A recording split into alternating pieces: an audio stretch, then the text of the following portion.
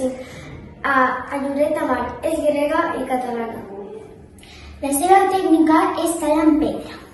Va estudiar a Florència, Academy of Art, Itàlia, i seguidament va ser professora d'universitat a Ramon Llull.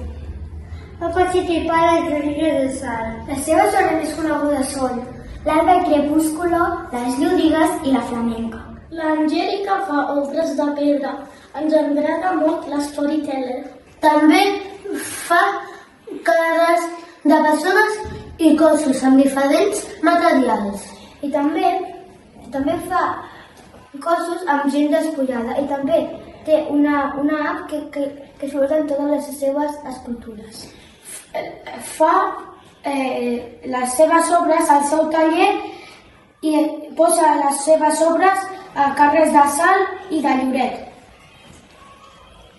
Gràcies per venir. Hola, Angèlica, ens agrada molt que facis servir els materials el bronze i el fang. La resina, la pedra i l'acer. I que facis servir el carbonet. I també que facis encàrrecs a la via pública.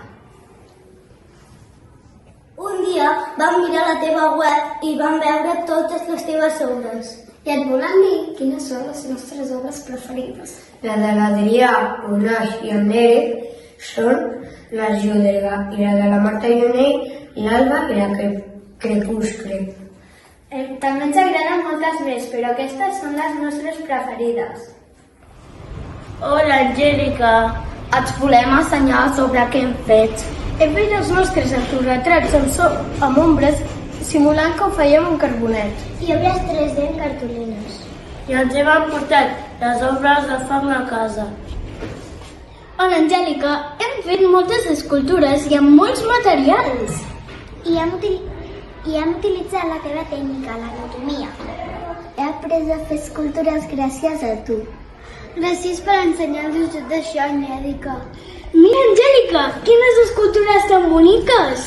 Són xulíssimes, oi que sí? Gràcies! Adéu!